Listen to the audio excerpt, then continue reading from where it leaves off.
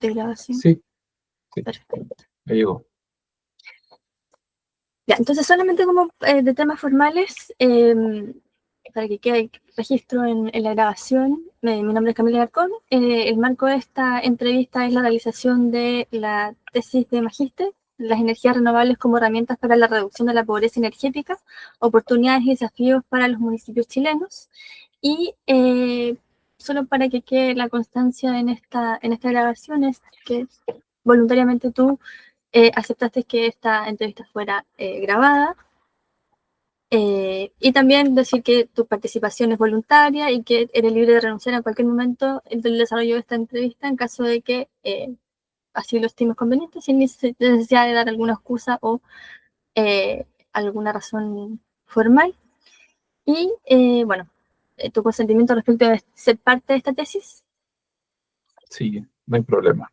Doy mi Y también, consentimiento para ser parte. estupendo, muchas gracias. Y que estás de acuerdo en ser citado en la publicación de la tesis, que solamente implica este ejercicio académico y no va a significar ningún otro uso.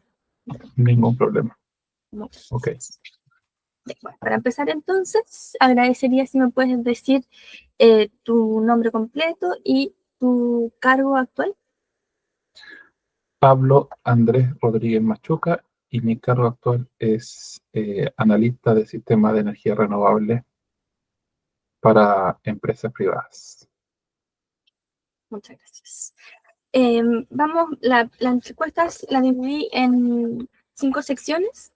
Una que es de contexto general, como para poder saber aspectos generales respecto de tu relación con el tema de la tesis, y después asociado a pobreza energética, iniciativas de energías renovables, gobernanza, justicia y recomendaciones. Entonces, en el marco del contexto general, ¿tú podrías describir brevemente cuál es tu rol y responsabilidades en materias de energía, específicamente con foco en pobreza energética o energías renovables, en tu vida laboral? Ya. A ver, fui parte del equipo de la Seremi Energía de la región de Valparaíso, la oficina que tiene el Ministerio de Energía en la región, naturalmente. 8 años y poco más. De los 8 años, aproximadamente 5 años le dediqué fuerte a todo lo que fue el programa Comuna Energética, ¿ya? Y en ese contexto me tocó relacionarme mucho con los equipos municipales, con alcaldes, con distintos actores que estaban interesados en promover cómo los municipios avanzaban en temas en general en temas de energía y eficiencia energética, ¿ya? Esto en el marco de un programa del Ministerio de Energía ejecutado por la Agencia de Sostenibilidad Energética, el cual se llama Comuna Energética, y este programa buscaba generar yo lo veía como una pequeña política.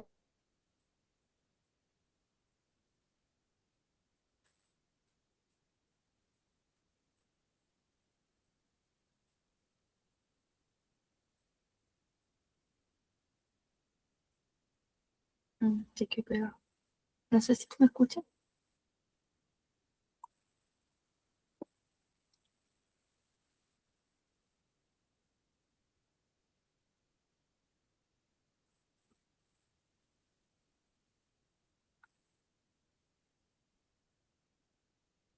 ¿Hablo?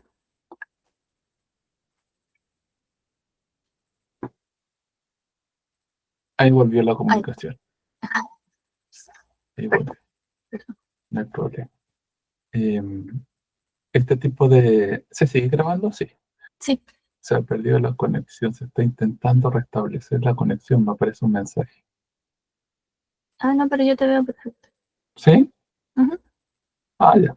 Esperemos que la grabación quede bien. Sí. A ver si me aparece un símbolo, pero bueno.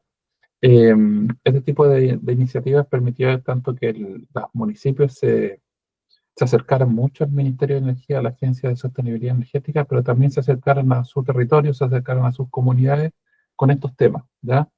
Que no son urgencia, honestamente. La urgencia de la política pública en Chile va enfocada en salud, en educación, en seguridad. Entonces este tema que queda un poquito relegado del día a día, de la urgencia, necesitaba tener una bajada, no sé si concreta, pero por lo menos tener una bajada, ¿ya? Y este instrumento permitía esta bajada al territorio, ¿ya? Que era tan, como hablar de energía, de eficiencia energética, de acceso a la energía, era como tan etéreo, tan ajeno a la ciudadanía, porque la ciudadanía hoy en día tiene otra urgencia, ¿verdad? Entonces, en ese contexto, mi trabajo era hacer el match, municipio-programa, digámoslo así, un programa como una energética, incentivar a los municipios que generaran esta estrategia energética local, era el documento oficial de la primera etapa del programa Común Energética, y posteriormente asesorarlo en todo el proceso de formulación para postular los recursos públicos y construir este documento que oscila entre a este proceso cuando se hace en el mundo privado, se licita, oscila entre 5.000, 10.000 dólares, 12.000 dólares, depende de la comuna, de la amplitud, etcétera, etcétera. Todos los más bajos estaban en 5.000 dólares. Bueno, en temas insulares, las islas estaban en torno a casi 40.000 dólares el proceso de comuna energética, de la estrategia energética local. Asesorarlo en el proceso de postular, asesorarlo en el proceso de co-construir, y también posteriormente cuando ya se licitaba el proceso o lo estaban construyendo, tocaba mucho revisar este instrumento, cómo se iba armando, cómo iba quedando para finalmente dar una aprobación desde la Seremía de Energía. Eso fue una de las grandes líneas de trabajo que tenía por el lado de comuna energética. Y también, no menos importante, el Ministerio de Energía tenía una línea no tan formal que era asociada a pobreza energética, y dentro del proceso de pobreza energética lo más urgente que se había detectado y que bajamos a la región de Valparaíso fue electrificación rural, ¿ya?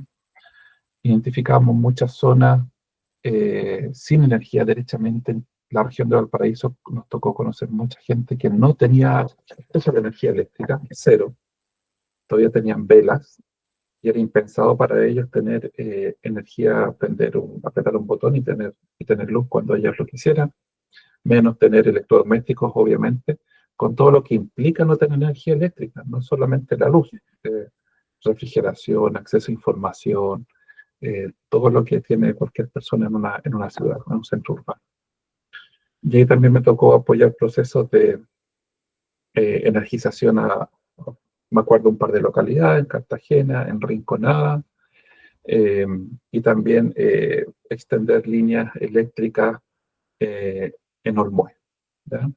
Que también era muy relevante en el contexto más del ministerio, en este contexto de electrificación. Oye, Pablo, ¿y ese proceso estaba relacionado porque obviamente desde el ministerio y desde la agencia bajan todas estas programas, estas políticas, pero hay una dimensión que conversa con el gobierno regional? Sí, en el tiempo que estuve en la oficina, logramos llegar al gobierno regional, ¿ya? Con estas temáticas. El gobierno regional, tanto a través del mismo gobierno regional como la Subdere, también se hicieron cargo de esta problemática desde el sentido de que es importante dejarlo en la región y tienen que participar en actividades y generar acciones en pro de esto, pero también con recursos. Porque lamentablemente una gran crítica que tenía el programa Común Energética es que no viene con recursos. Alguien me podría decir, sí, hay un programa que toma y puede cofinanciar algún proyecto, puede cofinanciar la estrategia, pero es marginal, es marginal. Cosas súper puntuales, súper específicas para las más de 340 comunas de Chile, en nada, ¿verdad? Entonces el gobierno regional de una otra forma se empezó a hacer cargo de esto. Con Subdere trabajando, y se generó una línea súper potente en Subdere donde ya había una estructura de trabajo para que los municipios postularan a líneas de subdere para conseguir recursos y licitar la estrategia energética local. Entonces generamos como una metodología de trabajo y después, ¿qué permitió esa metodología? Que muchos municipios tomaran esta estructura que ya habíamos conversado y empezaran a postular estrategias energéticas locales, que es la base del programa común energético. Y con eso logramos, no quiero mentirte en el número, pero de haber sido que llegamos más o menos 15, no me acuerdo honestamente muy bien, 15, 20 comunas en alguna parte del proceso, ya más de la mitad de la región, siendo una región amplia en cantidad de comunas, 38 comunas, una región bastante grande. Y también directamente el gobierno regional empezó a participar de la discusión, ¿ya? Empezó a participar en procesos de, hicimos la primera, ¿cómo se llama? No me acuerdo el nombre que se le dio.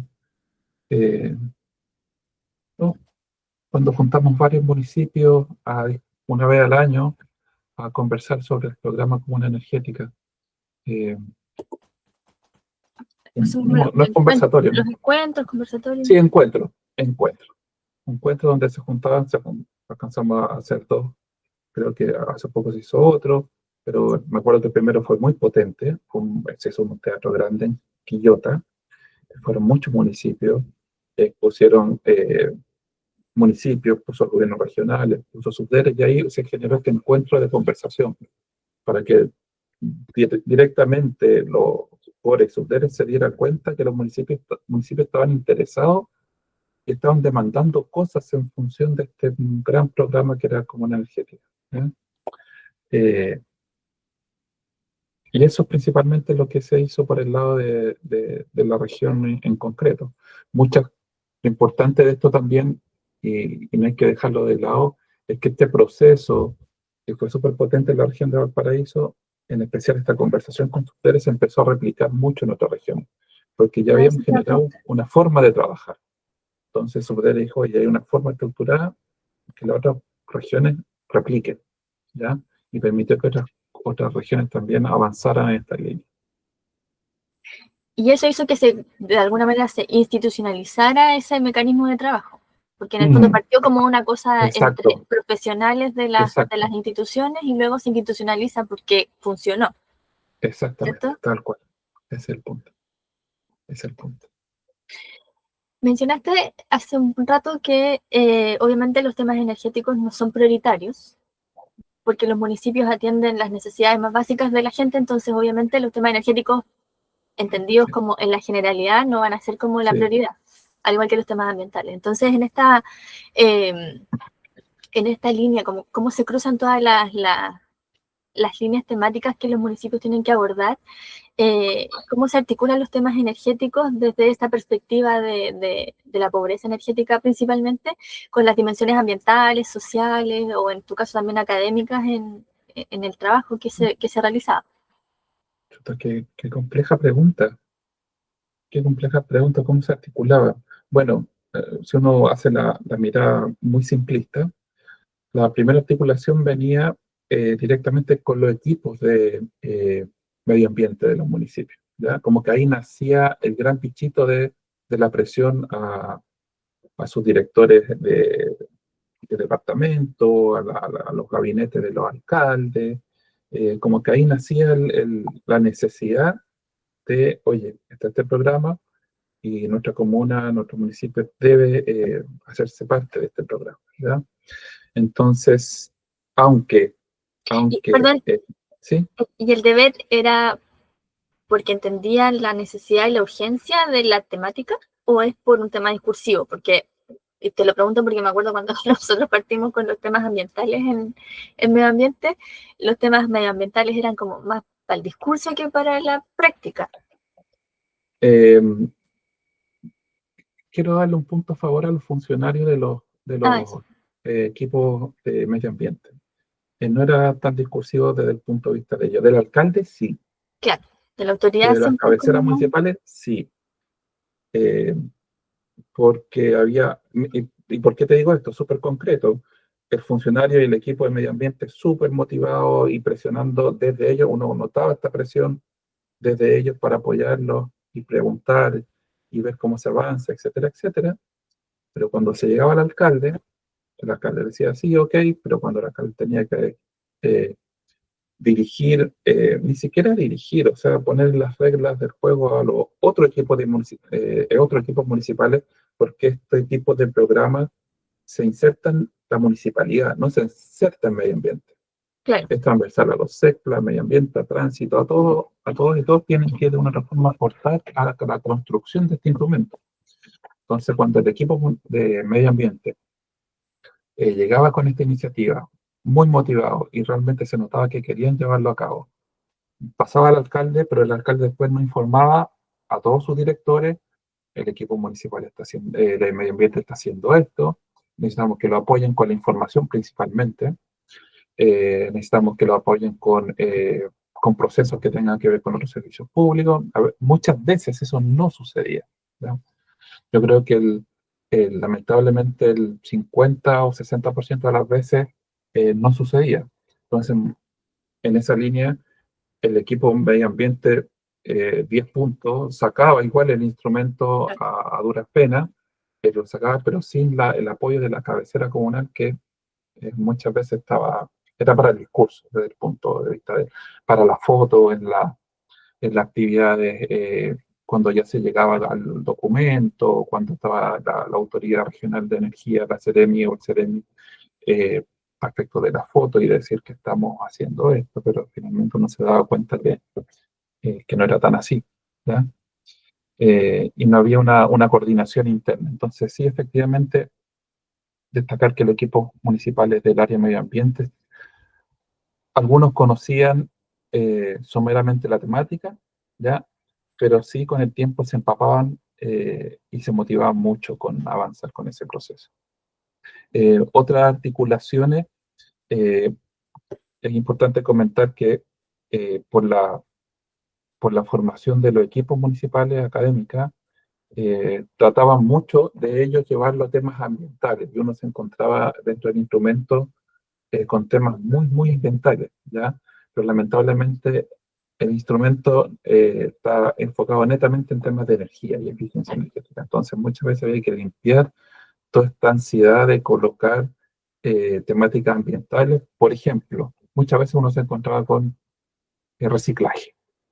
Ya, entonces la discusión era ya, pero dime cómo hago el match entre tu reciclaje, que está bien, que no me gusta ni no lo apoyo, o sea, estoy de acuerdo con ello, pero cómo se vincula esto con este marco de trabajo que tiene que ver con energía. Vamos a sacar un biogás, ¿qué vamos a hacer? ¿Lo vamos a quemar para producir algún tipo de energía? No, porque bla, bla, bla. Entonces, eso costaba hacer esa desconexión de los equipos. Pero no había, el instrumento estaba netamente enfocado en temas energéticos y no había un match con temas ambientales. Por ejemplo, el primer match que uno se le ocurre en este rubro es cuánta reducción de gases de efecto invernadero vamos a tener porque las casas de nuestra comuna tengan paneles. O el edificio municipal consuma menos energía porque es más eficiente. O sea, sí, un par de números, pero era como un número para el documento y se olvidaron de eso, ¿no? No había un gran vínculo entre medio ambiente y energía a través del programa común energético. y en términos como de proyectos, yendo como a la otra lista de mi tesis en relación a las energías renovables. Aparte de que muchos municipios tienen proyectos como de instalación de paneles en techos públicos, en escuelas, pero proyectos más grandes no habían. Eh, Hubieron algunos muy, muy ejemplificadores del programa, eh, pero era el gran pero que tenía esta estructura común energética, que común energética es importante comentar que viene de un programa europeo, creo que Suiza o Suecia, no me acuerdo, siempre los confundo. Bueno, ahí nace como la estructura mental de lo que significa común energética. Aquí en Europa existe, está muy posicionado, se llama comunidad energética, ¿ya? Pero es un programa que tiene recursos de la comunidad europea, entonces no solamente es colocar una política pública, sino en la microescala municipal, sino que hay recursos de por medio. A Chile llegó como hagamos el instrumento y después veamos qué hacemos. Claro. Nos llegó acompañado de una línea presupuestaria, ¿ya? Y eso pasa a la cuenta. Pasa a la cuenta porque los equipos municipales logran el instrumento, ya subsanamos, como te decía, con Subdere, cómo conseguir el instrumento, se conseguían fondos, se traspasó a la municipalidad, licitaba y tenían instrumentos. Subsanamos la primera parte y lo hicimos bastante bien y se replicó. Y igual de una otra forma me siento orgulloso de eso porque se encontró una estructura de trabajo para que se tuviese por lo menos la base.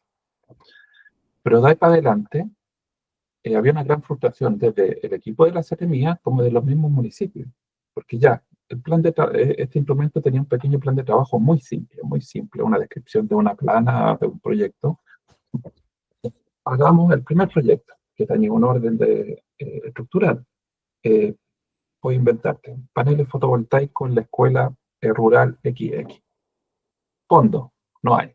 Energía, tiene fondos para llegar al extremo. Oye, ya, y conseguir instrumentos, ahora quiero fondos para esto. No, no hay. Entonces ahí estaba un poquito la desilusión en los equipos municipales.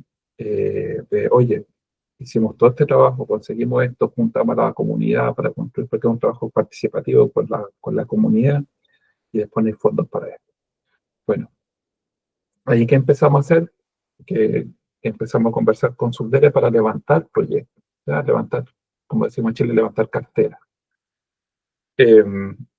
Y se hicieron algunas cosas con Subdere, chiquititas, pero no se logró, no se alcanzó a sistematizar, ¿ya? No sé si el colega que sigue en esta línea en la oficina sería muy potente que pudiese sistematizar ya la segunda línea que ya materializa el proyecto. Pero hubieron proyectos súper interesantes, ¿ya? Un proyecto de 300 kilowatts, que es lo que máximo que se permite en Chile en generación distribuida en Panquehue para una planta de tratamiento de agua servida, en un concepto que los excedentes podían ocupar los otros edificios municipales. En Petorca también una planta fotovoltaica por una APR, independiente, que después se hizo algo muy potente con la APR, pero el que nos sirvió de modelo fue el proyecto de Petorca. En Cabildo se hizo un modelo ESCO para X APR, no eran muchos tampoco, 5 o 6 APR, ¿ya? Entre el financiamiento desde los mismos APR, con financiamiento del privado. En Petorca también se hizo algo muy interesante con una planta que se instaló cerca de un estadio, no quiero mentirte el número, 66 kilowatts, creo que eran, una planta solamente de inyección donde esta energía iba a dar a los electrodependientes de la comuna, y también si los remanentes iban a dar a edificios de dependencia municipal. Entonces hubieron proyectos muy interesantes, pero no hubo una sistematización detrás de ellos. Podríamos decirlo que de una otra forma, que fue un poco de suerte. Estábamos en el momento preciso, con las personas precisas, y se lograron avanzar en estos proyectos, ¿ya? Pero lo que se necesita es sistematizar la cartera de proyectos, cómo se ejecutan, ¿ya? No esperemos, tampoco seamos tan ambiciosos de 30 proyectos de por lo menos en los municipios llegar a los 30, no, pero que haya una motivación para que de a poco se vaya avanzando, para que no se sienta que es un papel más en un lindo archivero dentro de la oficina del alcalde, porque en muchas partes fue así, lo cual es muy triste, ¿ya? Pero bueno, sí, un poquito la política en general. Así funciona, lamentablemente, en muchas orden de cosas. Y bueno, en la línea de lo que estabas mencionando recién, ¿qué otras barreras observas en la realización de este tipo de proyectos y qué capacidades serían necesarias para poder superar? Mira, esa respuesta sí la tengo súper clara. Falta recurso humano, falta desde el punto de vista de los equipos municipales, falta preparación, ¿ya? Una preparación de base que también, siendo súper transparente también, eso es responsabilidad del Ministerio de Energía, ¿ya? El Ministerio de Energía debería tener programas sólidos e indicadores en los cuales se le exija a los equipos municipales, por lo menos de medio ambiente y de CEPLA, que son los que formulan proyectos, tener una base, ¿ya? Porque ellos tienen que después dirigir el bote. Uno los guía, los apoya, los asesora y siempre va a contestar sus correos, sus teléfonos, siempre. Pero ellos son los que tienen que dirigir el bote después, ¿ya? Uno no va a estar ahí en el día a día. Y uno se da, uno con el tiempo tú te vas dando cuenta que falta mucho de eso, ¿ya? Tanto en el proceso de formular proyectos, que no se pide una formulación técnica así dura, eh, sino que a veces en conversaciones con la comunidad, en errores de concepto que a veces que la gente se los lleva para la casa y se los lleva mal. Eh, y por otro lado, conocer con claridad cómo los distintos instrumentos del gobierno regional o del nivel central pueden ayudarlos a formular la estrategia, a generar proyectos, a levantar cartera, porque no tenían idea, por ejemplo, que algo como súper cotidiano, que Subdere podía financiar proyectos fotovoltaicos, ¿ya? Siendo súper simplista en el ejemplo. Y por último, y pasa en todos los servicios públicos en Chile, no quiero arriesgarme y decir que en todas partes, la comunicación entre los equipos municipales, porque los equipos de medio ambiente funcionaban como una isla, siendo que en estos procesos tienen que conversar mucho con gabinete del alcalde, tienen que conversar mucho con CEPLAC, tienen que conversar mucho con los equipos de, no me acuerdo el nombre de los que reúnen a los equipos sociales, no me acuerdo el nombre ahora. Dideco, con Dideco. Y funcionan como islas, porque no saben que tienen que interactuar, porque hay elementos de los otros equipos municipales que necesitan para que esto se mueva y avance. Y muchas veces trataban de ir a la pelea, a la guerra ellos solos y siendo mártires del proceso, siendo que Dideco tenía que encargarse de convocar, levantar fichas sociales, tener identificado temas de pobreza energética, por ejemplo. CEPLAC tenía que tener claro las necesidades desde el punto de vista para levantar proyectos. El equipo de gabinete del alcalde, obviamente, conocer todo el proceso para que el alcalde esté informado. No, funcionaban como pequeños núcleos cerrados, sin saber que tenían que interactuar, ¿verdad? Entonces, el problema es que no interactuaban entre los equipos municipales. Los equipos municipales, CEPLAC y Medio Ambiente, no sabían que existía, saben que existen las líneas, pero que estas líneas les podían financiar cierto tipo de proyectos asociados a temas de energía o eficiencia energética. Y finalmente, la tercera pata era el desconocimiento técnico, ya técnico de base.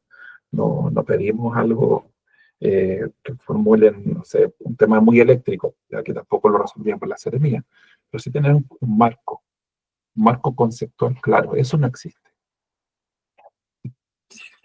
Y a tu juicio, ¿qué oportunidades ofrecen las energías renovables para poder reducir la pobreza energética? ¿Y qué condiciones deberían darse, además de lo que ya mencionamos de las capacidades técnicas y capacidades humanas? ¿Qué otras condiciones crees tú que deberían darse para poder materializar ese match? Mire, la energía renovable suenan bonitas, suenan sofisticadas, suenan de vanguardia, pero después cuando está afuera y ha mirado otro rubro, uno empieza a darse cuenta que la energía renovable sí, te van a ayudar, sin lugar a dudas, a reducir el tema de la pobreza energética, pero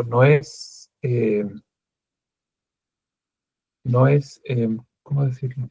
No es un proceso simple ni barato, ¿ya? Que odio decir barato, es como barato comparado con qué, ¿ya? No es un proceso simple ni un proceso que implique un acceso inmediato a una solución energética, ¿ya? Porque generalmente la ciudadanía que tiene problemas de pobreza energética, de acceso a la energía, son de niveles socioeconómicos bajos. Por lo tanto, si uno viene con una política pública de energía renovable y que esto va a solucionar los problemas del mundo mundial, la persona va a decir, ya, ¿y cuánto vale esto? 2 millones de pesos, 2.000, 3.000 dólares. Pero no tengo, o sea, con suerte yo tengo para subsistir en el día a día. Entonces, lo que se necesita para que este match sea virtuoso realmente es que el Estado tenga una política pública y una línea presupuestaria que permita que esto avance. Porque mientras tengamos lindo discurso de la energía renovable en la macroescala, que está bien, no estoy diciendo que esté mal, pero cuando queremos bajarlo a la microescala, a la casa de la persona que hoy día no tiene energía, no se puede, no hay cómo, ¿ya? Salvo que se generen estas iniciativas de algunos equipos municipales que caigan dentro del programa común energética, que haya una motivación, vuelvo a las primeras conversaciones, desde el equipo de medio ambiente que detectó la necesidad en una localidad y dice, ya, hagámonos cargo de esto y empieza a moverse para resolverlo, pero con fondos que hay que rebuscarlo y que no son como inmediatos, no son como obvios, ¿ya? Como si hubiese una línea clara presupuestaria que eligiera energías renovables para reducir la pobreza energética. No, no existe eso, ¿ya? Entonces, aunque pueden haber líneas, pero no son como obvias, ¿ya? Que el funcionario dijera rápidamente en su cabeza, hiciera el match. Hay energía en esta ciudadanía, allá esa línea yo tengo que recurrir y veo cómo la postulo, veo de qué consta, los montes, etcétera, etcétera, pero no existe, ¿ya? No existe. Entonces, es necesario que haya un presupuesto disponible, ¿ya? Para llegar realmente a la ciudadanía y aportar con energía renovable a los problemas que hoy en día tienen. Porque es fácil decir, no, pongamos una planta de 2 kilowatts, que es un estándar básico para energizar una casa de 2, 3 personas, ¿ya? Pero esto vale $2.000. ¿De dónde? Ya la municipalidad. Ya, pues la municipalidad vuelve a uno y dice, ya, ¿y dónde saco para 5 o 6 familias? Bueno, vamos acá, conversemos con esta institución, generalmente es ustedes, se puede buscar un acomodo, se puede buscar una línea en el cual eh, se pueda ingresar este tipo de proyectos, que no es como obvio, no es que digamos este tipo de proyectos calcen esta línea, no hay que buscarle el acomodo, pelear con los profesionales, no de la región, pero sí de Santiago que revisaban, para que finalmente conseguir la aprobación en que el proyecto empezara a avanzar y eventualmente materializarse. Y digo eventualmente porque hemos comentado que sí, el GORE y SOTERE pueden apoyar, pero al final del día son decisiones políticas de transferencia de recursos. Exacto. Uno puede hacer toda la pega técnica y tener un proyecto aprobado, pero mientras no se alineen los astros políticos, la transferencia de recursos no se va a ejecutar. El proyecto puede pasar meses, incluso años, sin que se transfieran los recursos, aunque esté aprobado, lo cual también tergiversa eh, la conversación. O sea, podemos decir, no, están estas instituciones que pueden financiar, pero no es como, acá está el proyecto, está aprobado, ahí está la plata. No, lamentablemente no va tan así.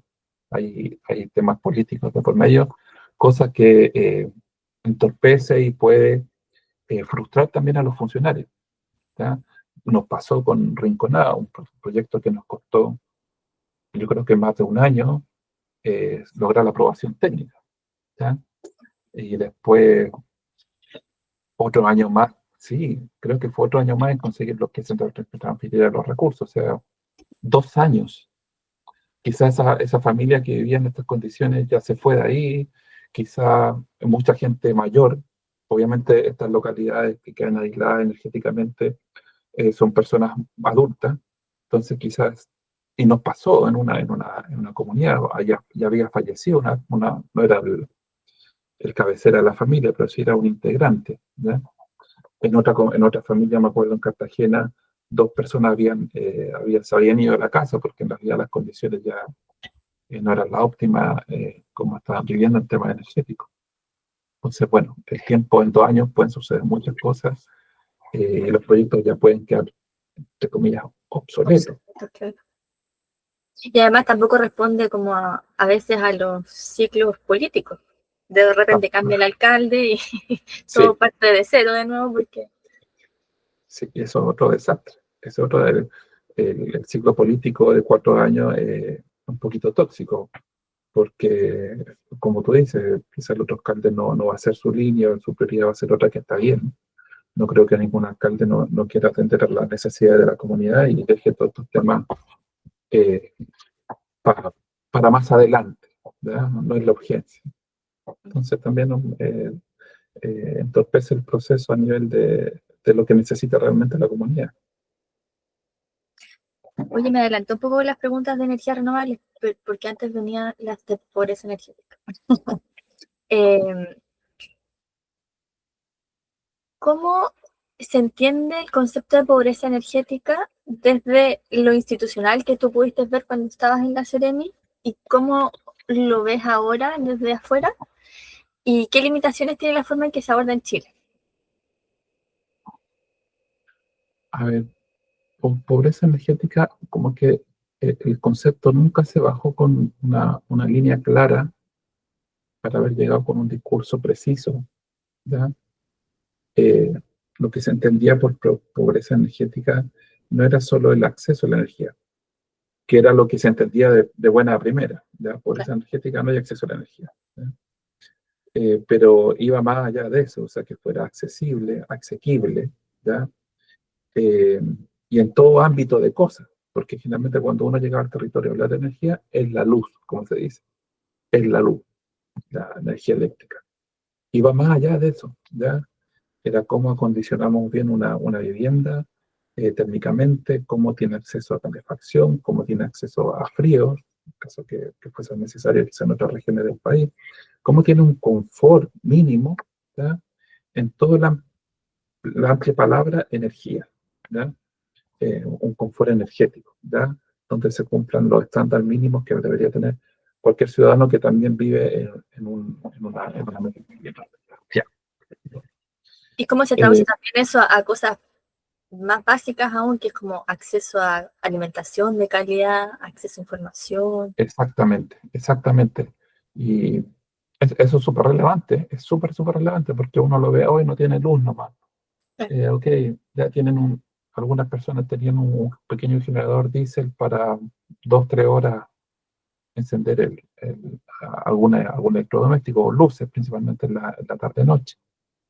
Pero efectivamente era brutal ver cómo gente no tenía refrigerador. Recuerdo, y te lo voy a comentar, que había una familia en Cartagena que en un momento se compró un refrigerador, ¿ya? Y tenía un pequeño generador, pero se dieron cuenta que el gasto no les daba para meterle combustible al generador y tener encendido el refrigerador. Y cuando los conocimos, nos contaron esta pequeña historia, no nos daba la plata en el fondo para tener energía para el refrigerador, y el refrigerador era un lindo librero, estaba lleno de libros al final, ¿ya? Está Había gracioso. otra familia, había otra familia que de esta misma comunidad en Cartagena, que había un señor que tenía diabetes, tenía que inyectarse insulina y tenía que viajar cada 2, 3 días en un pequeño cooler para mantener su insulina. Ya, o sea, si el camino estaba cortado o pasaba algo que no podían llegar al hospital a buscar su medicamento, se muere, ¿ya? Entonces, efectivamente, el acceso a la energía te da un estándar mínimo de vida en un sinfín de cosas, en temas de refrigeración, alimentación, acceso a la información, cosas que uno no las percibe cuando estás inmerso en una sociedad donde tienes el acceso a un paso, a un clic. Pero cuando conversas con este tipo de familia y ves sus situaciones, realmente en ese momento uno se da cuenta de lo sensible que es la sociedad a la energía, ¿ya? Bueno, también uno se da cuenta cuando hay estos mega apagones, ¿ya? Colapsa todo, ¿ya? Pero en estas conversaciones y al ver estas realidades, uno ahí recién se da cuenta lo importante que es que todos tengan un acceso a la energía, aunque Chile tiene un muy alto rango de electrificación, pero es un discurso como políticamente bien de buenas palabras, porque una cosa es tener acceso a la electrificación y otra es poder pagar la cuenta. Exacto. Y eso es bien interesante porque en el fondo, en los grandes discursos, Chile es un país, no sé si es el 100 o es el 99% de electrificación a nivel nacional. Entonces, como que se pierde un poco el discurso de qué hay que hacer para enfrentar temas de pobreza energética cuando el macro número es lo tenemos cubierto. Entonces, ¿cómo se desgrana eso como en la realidad de las personas que lo padecen día a día? Aunque sea, no sé, un 0,1% de la población, sigue estando presente. Sí, porque ese número efectivamente es 99 y algo, pongámosle 1% que no tiene acceso a la energía, ya entonces uno dice, bueno, ya abordemos ese 1%, pero ese 99% no hay información. Yo creo que está, pero quizás no se transparenta o no es clara si realmente ese acceso a la energía le está dando le está solucionando las necesidades básicas, ¿ya? Porque es súper común la deuda con la compañía de electricidad, en especial estos 2 últimos años que la energía, por temas de reajuste que eran necesarios en el sistema eléctrico en Chile, sucedieron, llegaron a costos altísimos de energía para el ciudadano, para la familia, ¿ya? En el cual ante una familia que quizás pagaba, pega una familia muy pequeña, 10.000 pesos, 12.000 pesos, y pasaron a pagar el doble, ¿ya? Cosa que es brutal. O sea, si uno está acostumbrado a un presupuesto familiar muy ajustado, que un día para otro la energía ya te cuesta el doble, chuta, ¿qué hago? Porque hay que recordar que el concepto de energía eléctrica, desde el punto de vista económico, es una variable inelástica. O sea, sí, ok, me cuesta más caro, pero no voy a dejar de consumir energía, ¿ya? Me cuesta más barato, tampoco consumo más energía, entonces son variables macro. Sé que puedo.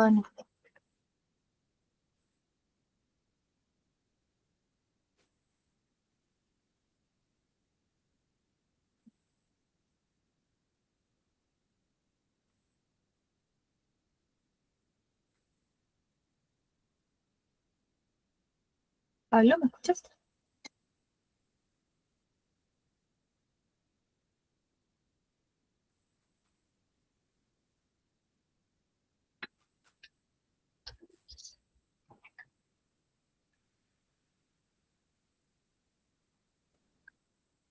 Ahí volvió, ahí volvió, Perdón. ahí volvió.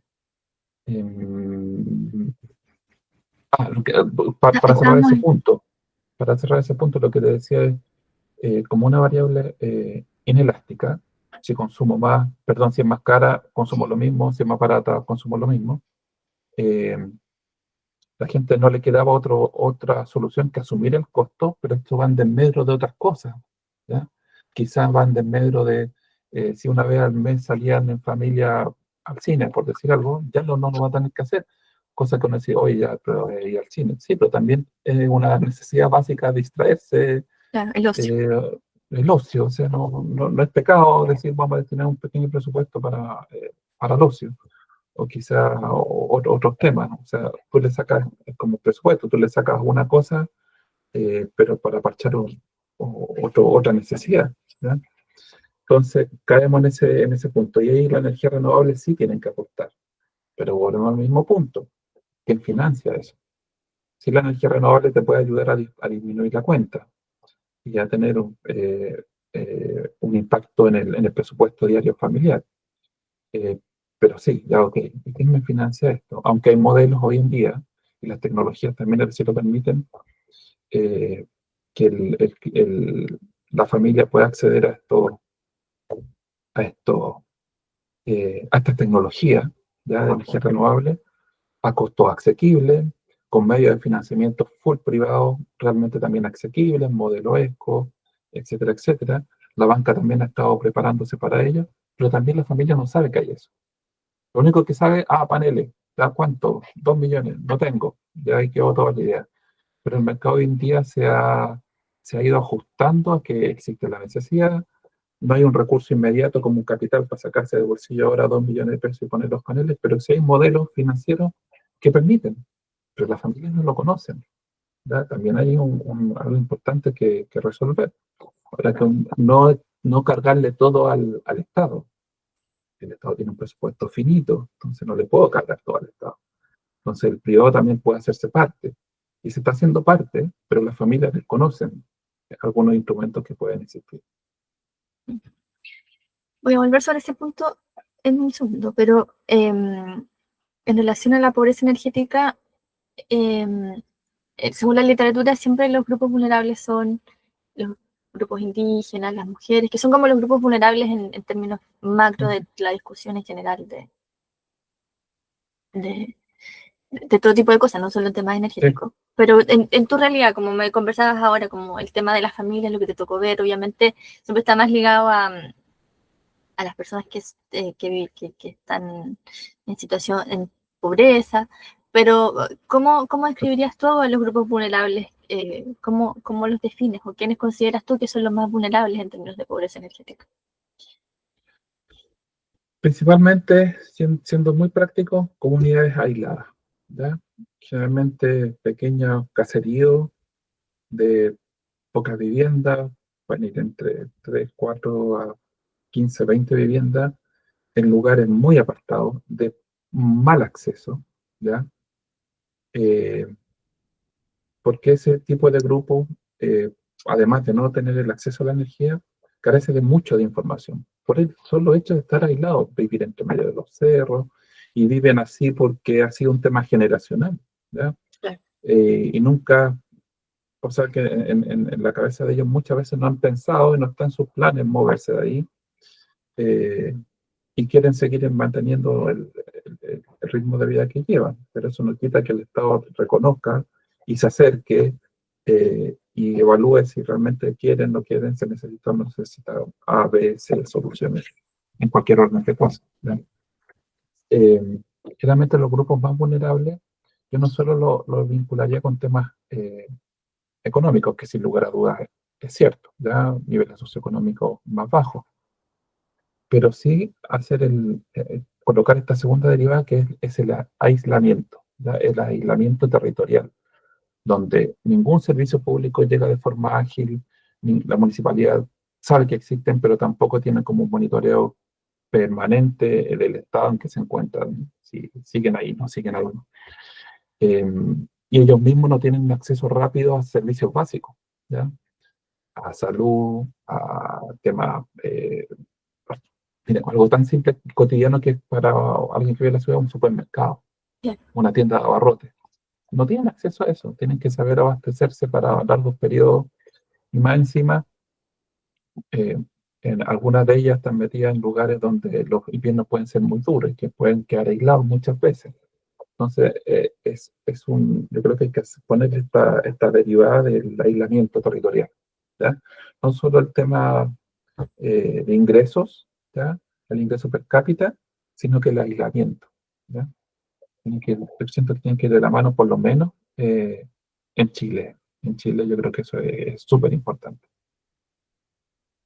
Ahora, retomando lo que estabas hablando recién, sobre la participación de los diversos actores en la incorporación de las renovables en temas territoriales y comunitarios, que hoy día existe, digamos, la participación del Estado, de privados, pero ¿cómo tú evalúas la coordinación entre los distintos niveles, tanto de gobierno por un lado, como con las ONGs, la academia, la empresa privada?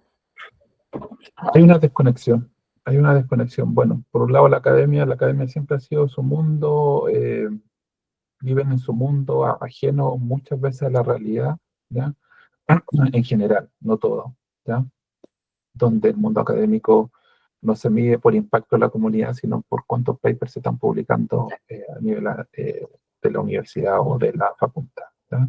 Entonces, si tiene ese tipo de métrica, obviamente no esperemos que la universidad, la academia en general, tenga un impacto relevante en resolver problemas de la sociedad, aunque sí existen. Ya no quiero generalizar a toda la academia, ¿ya? Aunque sí existen, ¿okay? Y también existe una desconexión, o sea, entre lo que hace la academia, entre lo que necesita y los instrumentos que tiene el Estado y los elementos que también que tiene el mundo privado, no existe una conversación clara, ¿ya?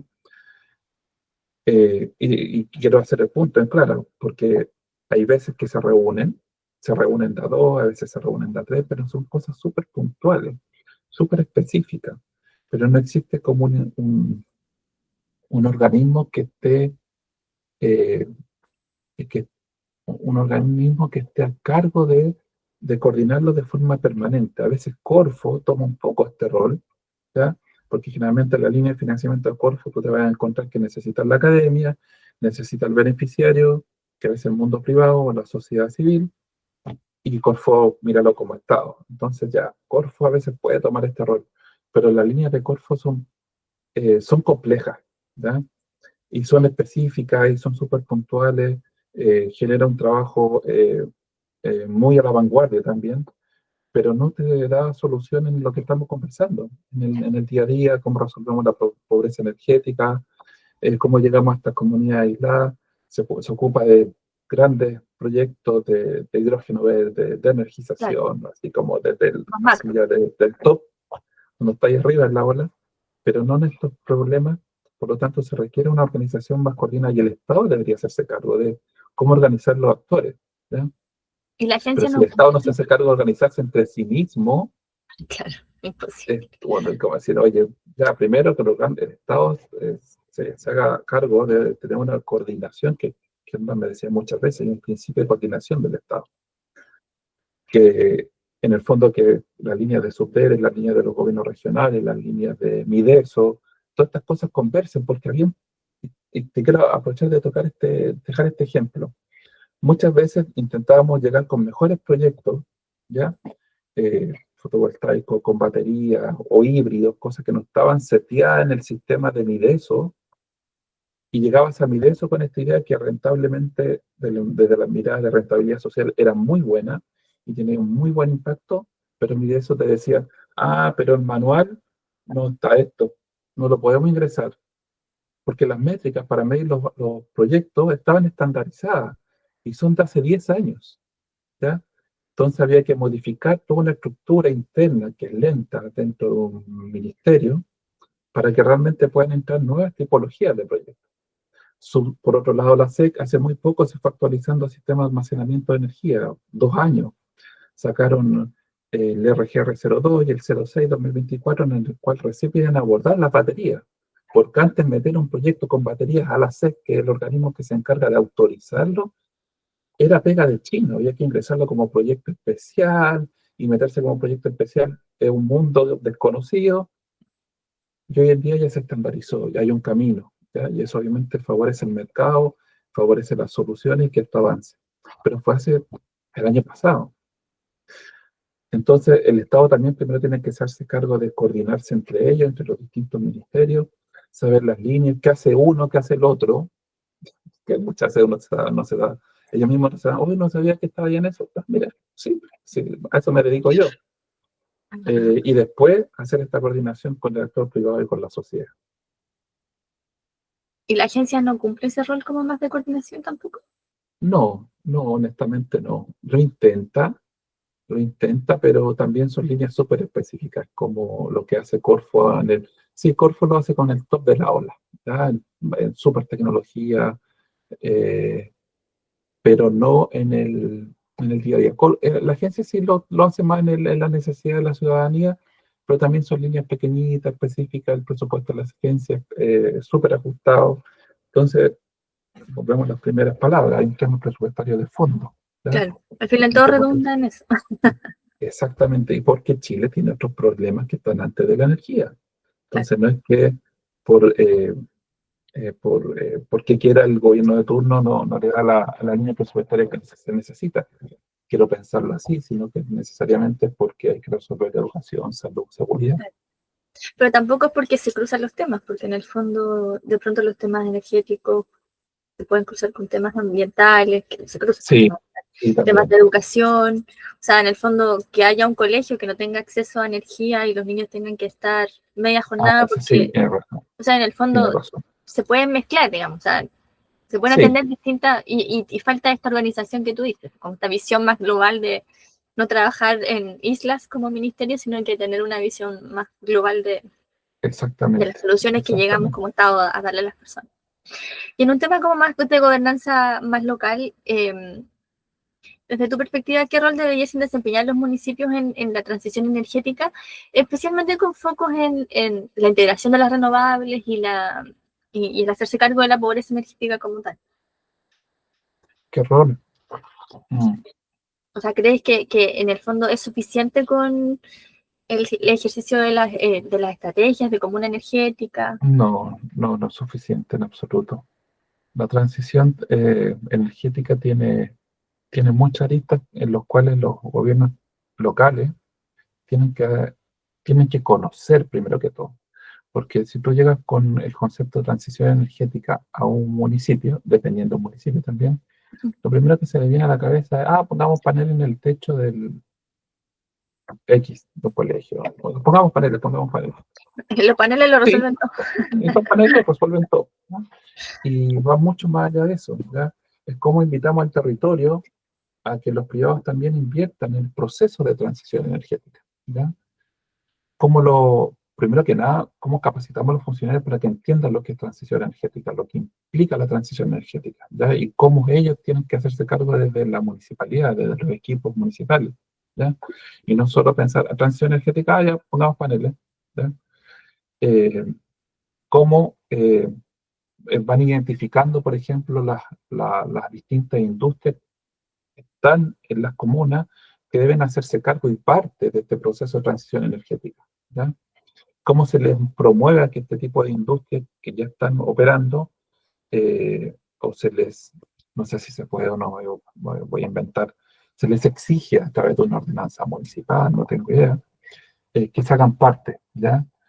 El Estado de una otra forma lo está haciendo en macroescala con la ley de eficiencia energética y exigir que los grandes consumidores de energía, que no me acuerdo cuántos miles de BTU son, o teracalorías, ya no me acuerdo, tienen que cumplir ciertas condiciones de operación, reportar, etcétera, etcétera.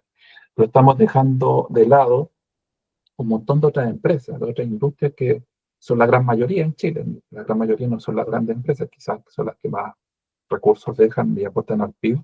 No, no lo sé, pero desde el punto de vista de números no, no son la mayor cantidad. Entonces, los municipios sí deberían hacerse cargo de cómo las industrias eh, se incorporan al proceso de transición. Por otro lado, los municipios que ya tienen plantas generadoras asociadas a cualquier tipo de hidrocarburo, da lo mismo. También entender que estas plantas tienen que migrar a otras tecnologías, no, y, y ser facilitadores de este proceso, ¿ya? Y no ser piedra en el camino, ¿ya? Porque que uno se encontraba, y quizá aquí es más un juicio personal, sí hay termoeléctricas que contaminan, que se vayan las termoeléctricas. No, ese no es el punto, es cómo esta termoeléctrica hoy en día migra a una tecnología que sea más limpia. Porque por un lado, hay que también reconocer que ahí trabajaban personas, se sostenía una sociedad, familia de por medio, no es llegar y sacarlo y qué hacemos con las familias que vivían de esto. Y todo un ecosistema económico que se generaba en torno a esta industria. Es como la respuesta va en cómo migramos a nuevas tecnologías que sean más limpias, a tecnologías que realmente se integren a la línea programática en temas energéticos y ambientales del Estado, eh, y no que haya un rechazo, ¿ya? Y muchas veces este rechazo nacía netamente, lamentablemente también, desde las mismas personas, ¿ya? No lo queremos más, no queremos esto, no queremos esto. ¿Y por qué? Porque es desconocimiento. Volvemos también a puntos anteriores. La falta de conocimiento es brutal, la asimetría de información pasa la cuenta, ¿ya? Es necesario disminuir esta brecha de información que hay entre la persona que sufren el día a día cómo pagar la cuenta de la luz, hasta la academia, la municipalidad, que todos conversen en las mismas palabras, ¿ya? La asimetría de información siempre ha sido crítica en Chile, ¿ya? Eh, y es triste. Y es triste porque te das cuenta de cómo buenos proyectos pueden caerse porque existe este problema de información. Y a pesar de eso, ¿tú crees que los municipios podrían eventualmente llegar a ese punto en el que se puedan hacer cargo de estos temas? Sí, yo creo que sí. Yo creo que sí pueden, eh, partiendo de que necesitan esta capacitación en el cual el Ministerio de Energía debería hacerse cargo. O sea, el Ministerio de Energía debería exigir, porque puede, como exige un montón de otras cosas, puede que todos los equipos municipales tengan gestor energético, que todos los equipos municipales tengan una capacitación de base aprobada formal en temas de lo que estamos conversando, de transición energética, pobreza energética, energía renovable, eficiencia energética. Existen líneas, pero no son vinculantes. Existen diplomados que los financia SUTERE para funcionarios, son buenísimos porque son impartidos por muy buenas universidades, nada que decir de ellos, pero son iniciativas voluntarias de las municipalidades, de los funcionarios y líneas muy puntuales con pocos cupos para la gran cantidad de funcionarios municipales que hay en Chile. ¿Sí? Entonces, ¿se puede hacer cargo? Sí, se puede hacer cargo, pero primero disminuyendo la brecha de información al interior de los equipos municipales. Ahora voy a cambiar un poquito de tema y queda poco, lo juro.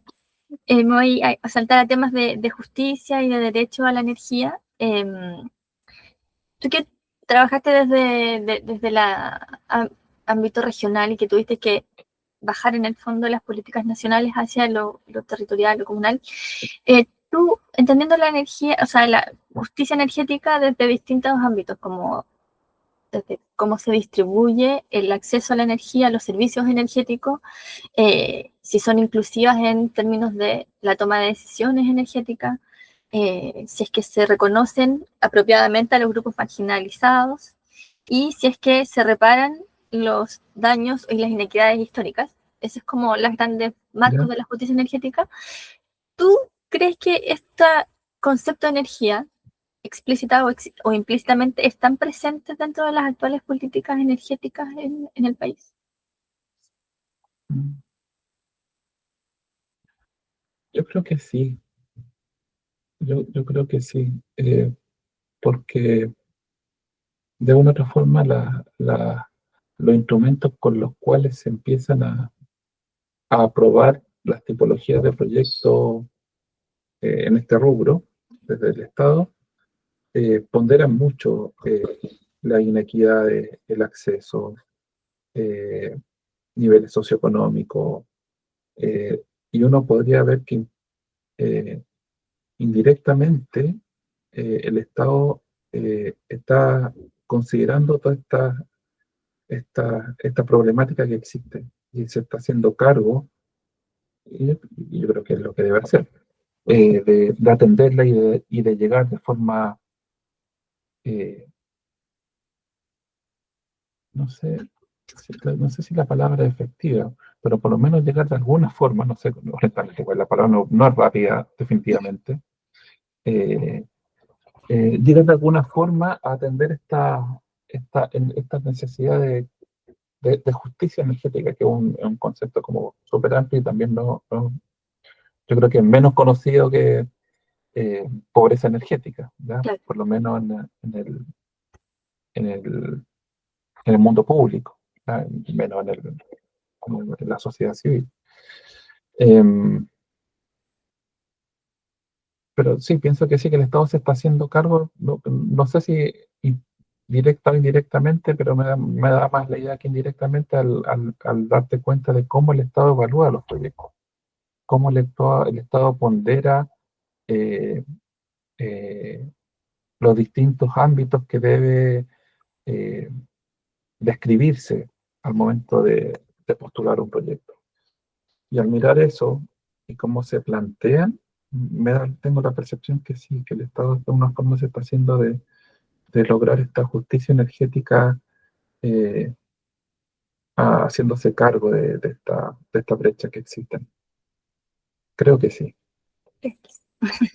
Y el concepto de derecho a la energía, que es una corriente de pensamiento que lo que plantea es que la energía debe ser considerada como un derecho, incluso algunos lo llevan más allá, que debe ser considerado como un derecho humano, esencial para la vida, la dignidad y el desarrollo de las personas, que tiene que ver también con una visión desde las capacidades que tienen las personas para desarrollarse y desenvolverse en la vida de manera adecuada, teniendo acceso a la energía, como lo conversábamos, el acceso a la educación, el acceso a la alimentación, etcétera, a la información. ¿Tú crees que ese también está presente en las estrategias nacionales y locales? No, no, no, no. Y ahora que tú me lo planteas así, que yo lo desconocía honestamente, creo que debería hacerse notar. en las distintas líneas y instrumentos que tiene el Estado, ¿ya? Porque creo que por lo que me comentas de lo que sería el derecho a la energía, debería ser una necesidad básica que se debería resguardar ah, para cualquier ciudadano. Porque hoy quizá, y eso lo digo en el contexto de hoy en día, no 50 años atrás quizás no sería tema, ¿ya? Claro. Porque el concepto de energía muchas veces se solucionaba sin ningún problema con leña y parafina quizá, o algún hidrocarburo, y se acabó y no era tema. Pero hoy en día, en un mundo globalizado, donde el acceso a la información, el acceso a servicios básicos depende de la energía en su más amplio sentido, debería ser un derecho, sin lugar a dudas. Como el derecho a la salud, derecho a la educación, derecho a una vivienda digna. Pero todo esto depende de la energía. Si uno es riguroso en el hilo conductor de cómo llegamos al derecho a la salud, depende de la energía. ¿Cómo llegamos al derecho a la educación? Depende de la energía. No puedo tener un colegio sin suministro eléctrico, No. sin un De hecho, confort muchas térmico veces adecuado. pasa, y uno de los Muchas grandes veces pasa. problemas que pasa cuando hay estos grandes apagones es que el Estado debe resguardar que la gente tenga la disponibilidad de acceso a los electrodependientes, por ejemplo, Sí, o la mantención de las medicinas de ciertos pacientes críticos. sí, así es. Entonces, al final de cuentas, si uno es más papista que el Papa y dice, oye, tenemos el derecho a esto, el derecho A, B, C, sí, que son archiconocidos hace rato por todo y ya la sociedad los puede reconocer fácilmente. Sí, pero todo esto depende de un derecho a la energía, porque sin tener el derecho a la energía, no, ninguna de estas cosas puede funcionar. No puede tener derecho a educación, una vivienda digna sin energía, yo puedo opinar que no es vivienda digna. O sea, alguien que no puede refrigerar sus alimentos, eh, no sé, tener acceso a refrigeración de sus medicamentos, eh, iluminación, y sin dejar, y dejando de lado, que quizás por con una segunda derivada de esta conversación, el acceso a la información, que también en el mundo globalizado que estamos hoy en día sí se necesita y es clave, pero en cosas elementales, iluminación, refrigeración, realimento, ni siquiera climatización, refrigeración de alimentos, o sea, ¿cómo? Y por otro lado tenemos la calefacción, y no pensando en energía eléctrica simplemente, sino cómo calefaccionamos de forma eficiente y limpia, para ni siquiera en el limpio bueno, el limpio no en el macroambiental, sino que las emisiones que tiene esa pequeña brasero que está en una casa no genere problemas de salud en las personas. Si el Estado en esa parte sí se está haciendo caro a través del recambio y el Ministerio de Medio Ambiente, el Ministerio de Energía, leña seca, recambio no me acuerdo, de estufa, no me acuerdo el nombre, ya se está haciendo cargo, pero también siento que son iniciativas específicas. Falta Claro, algo como no más están bajo robusto. un paraguas Sí. más global como el derecho a, Y, sino y, que atender esa y, necesidad. y no quiero que se tome como una crítica, yo creo que está bien, porque es como cuando en el mundo académico privado uno hace lo que se llama un PMB, prototipo mínimo viable.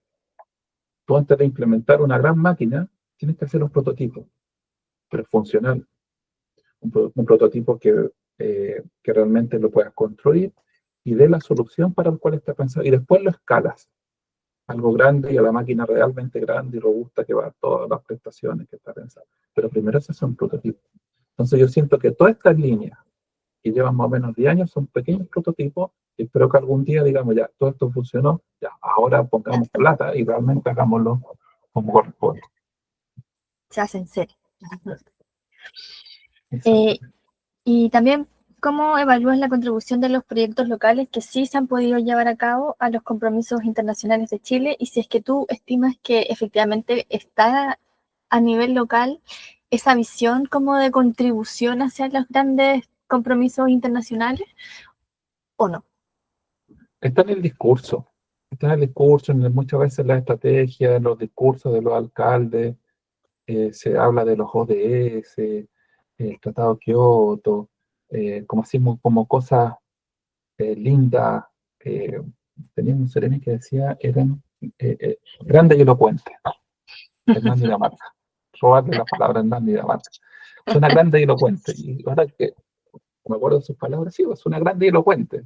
Poner en las estrategias, poner en los discursos de los alcaldes, eh, de los gobernadores, estamos apuntando a esto, estamos atendiendo lo que se está pidiendo en esta línea, pero estos son los discursos.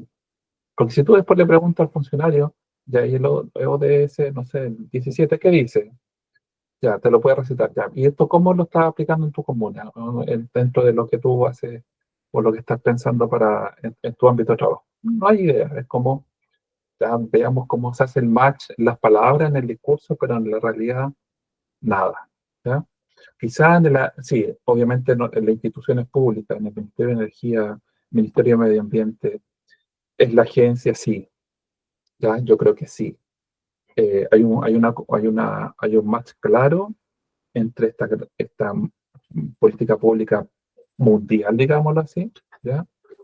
Y lo que se hace, porque hay acuerdos suscritos y se tienen que cumplir metas, son temas más vinculantes, pero ahí queda. De ahí está el discurso hacia abajo, y siento que de ahí hacia abajo es puro discurso, es pura palabra, ¿ya? Pero no hay un empoderamiento de esas palabras. Es como, sí, estamos apuntando a los ODS 1, 2, 8, 15, y que dicen esto, y el tratado de acá, el tratado de allá, pero es lindas palabras, grande y elocuente.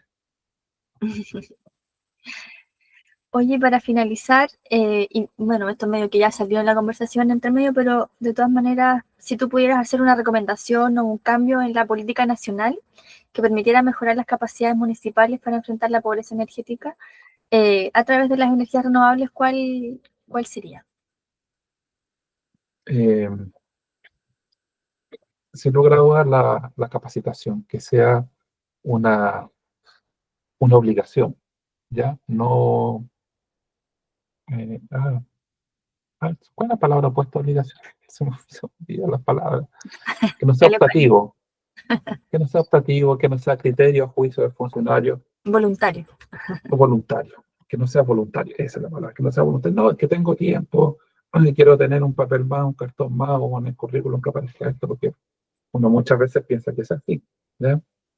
Y no realmente porque le va a aportar valor a su día a día como funcionario público o funcionario municipal. Entonces, yo creo que lo primero que debe hacer el Estado es tener un instrumento que obligue a todos los funcionarios municipales, no a todos, que obligue por lo menos al equipo de SECPLA, de Medio Ambiente y de IDECO, ¿ya? A capacitarse en estas temáticas. Obliguen que todos los municipios exista un gestor energético que sea funcional, ¿ya? No un gestor energético que sea, tenemos gestores, y hay municipios que lo tienen, ¿no? Si tenemos equipo de gestión de energía, y nadie sabe en qué hace, nadie los conoce, entonces ni siquiera preguntar qué acciones han tomado, porque si nadie los conoce, eso ya te dice todo, hasta ahí llegó la conversación. Eh, yo creo que el Estado primero tiene que hacerse cargo de eso, ¿ya?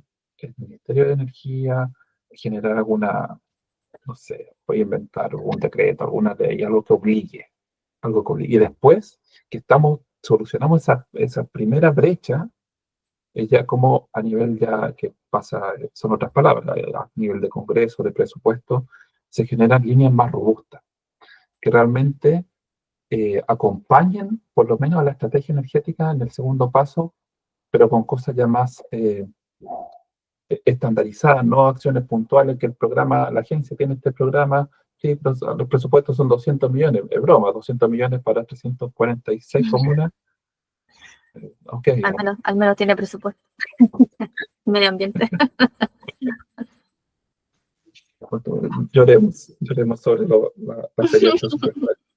Y que sean políticas de Estado, también eso es relevante, que no queden en una política de gobierno, porque sí, nos jactamos a veces que la política energética es una política de Estado, sí, pero las bajadas son políticas de gobierno.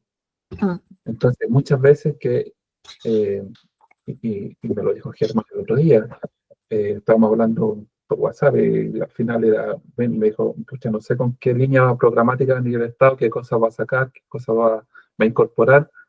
Y en realidad tiene razón. Tenemos una gran política, pero no necesariamente el gobierno de turno prioriza ciertas cosas.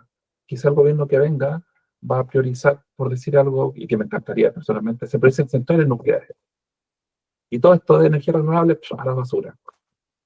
Va a estar alineado en el marco de la política, porque menos emisiones, etcétera, etcétera, pero todo lo otro quedó relegado para otro gobierno, lo que sea. Entonces, que este discurso que suena tan bonito, que tenemos una política de Estado en temas de energía, que realmente se cumpla y que no dependa de las decisiones políticas del gobierno de turno, que aunque está en la política, no las prioriza, y el hecho de no priorizarlas como que no estuviesen. Claro. Así de simple. Porque al final no se traduce en presupuesto y al final no se pueden implementar. Exacto, exactamente, exactamente.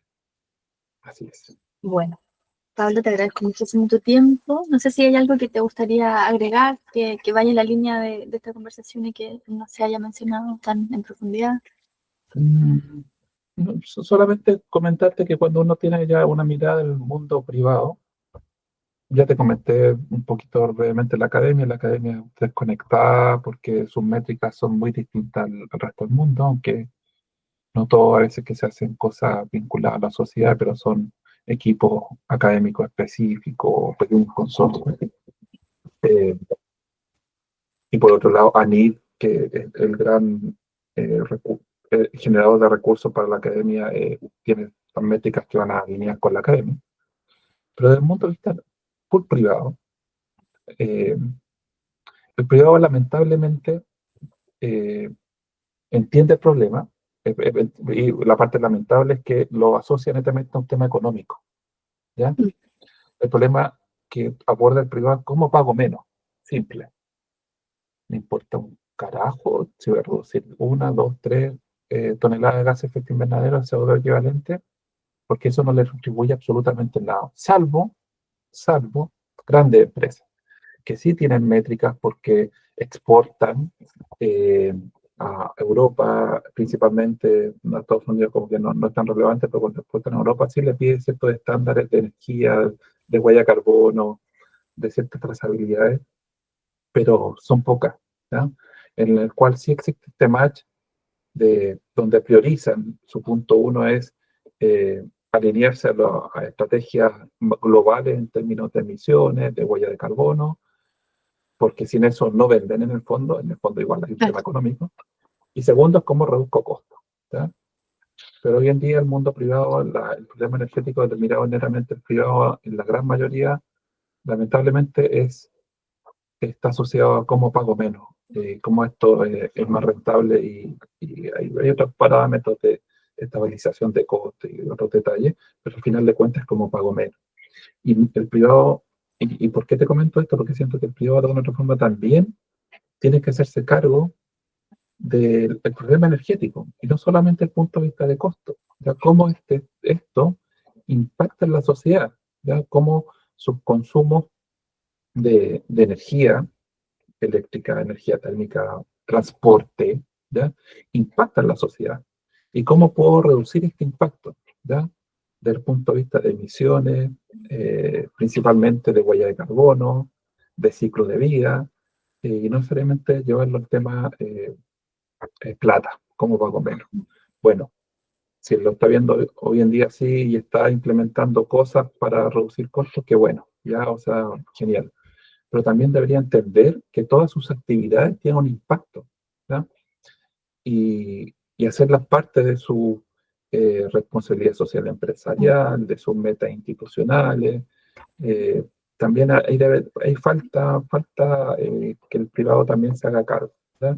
Lo bueno es que la banca lo está entendiendo y está generando líneas específicas de financiamiento para proyectos de eficiencia energética de energías renovables, ¿ya? Pero falta que el privado lo entienda más allá de una reducción de costos.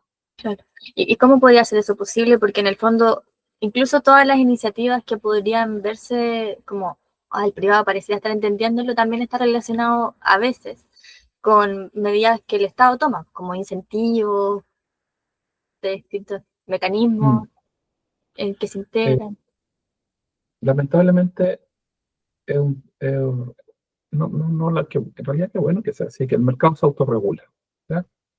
Pero el mercado mientras no exija como sí lo exigen algunos importadores dentro de la Comunidad Europea que venga con ciertas emisiones, huella de carbono a los productos. Si a nivel de mercado todos exigieran esto mismo, no le queda otra que sumarse y dar solución. Y con esta mirada, con la mirada de reducción de emisiones, huella de carbono, etcétera, no solamente de costo. Y el Estado sí lo está haciendo porque tiene estos vínculos internacionales y tiene que hacerlo, y dentro de lo que hace llega a las empresas más grandes, porque no hay capacidad de gestión también en las empresas más chicas, ¿ya? Claro. Y recursos en la empresa más chica, aunque no necesita recursos para implementar un proyecto, aunque te das cuenta desde el punto de vista privado que es rentable y se paga solo, ¿ya?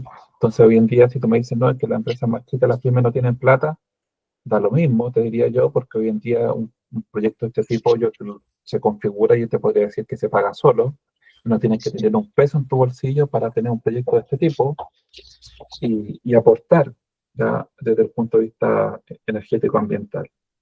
Eh, pero eso principalmente, yo creo que para cerrar este punto, el privado tiene que hacerse cargo, pero con esta mirada energético-ambiental, no necesariamente de costo, ¿ya? Para que realmente eh, esto decante dentro de la empresa.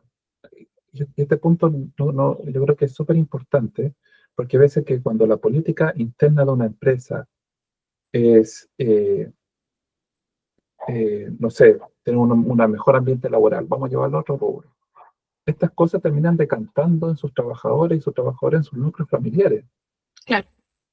Es como lo que hacíamos en el concurso en el e-Challenge, que no era solamente el impacto de que el colegio ahorrara energía, porque era un concurso en el cual se metía en la cabeza de los profes, se metía en la cabeza de los niños que había que ahorrar energía, que había que, en cosas sencillas, y no había que llegar con palabras sofisticadas, apagar la luz, apagar los computadores. ¿Y qué pasaba finalmente? Mucha gente nos comentaba que después este niño llegaba a la casa y andaba apagando la luz. Sí, pues se genera el efecto amplificador de... Eso.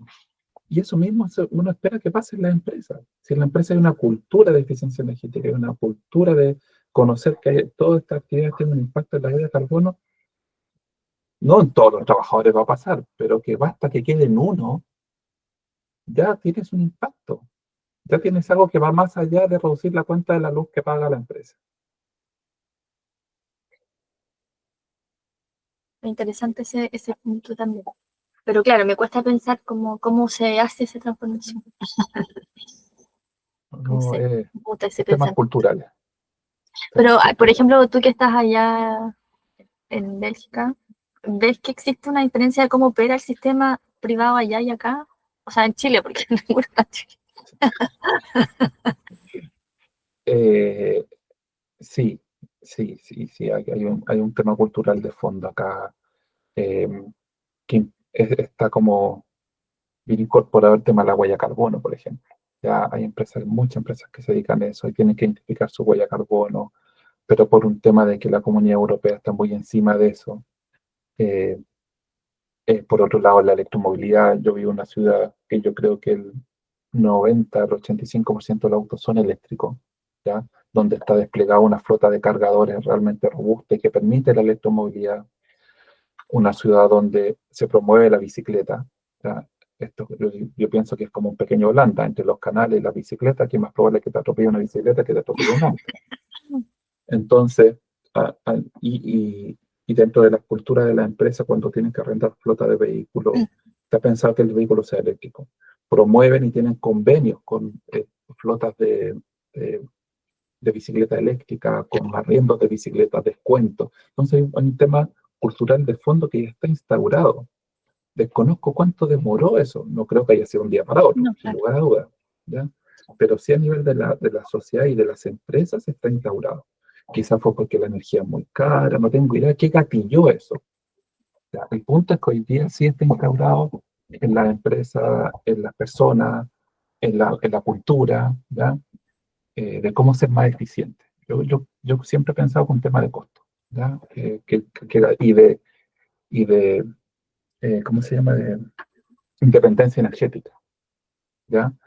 aunque toda Europa esté interconectado eléctricamente, pero sí es importante pensar que no tiene grandes recursos energéticos y depende mucho de Rusia y de importar ciertos elementos claves para energizarse, salvo la energía nuclear.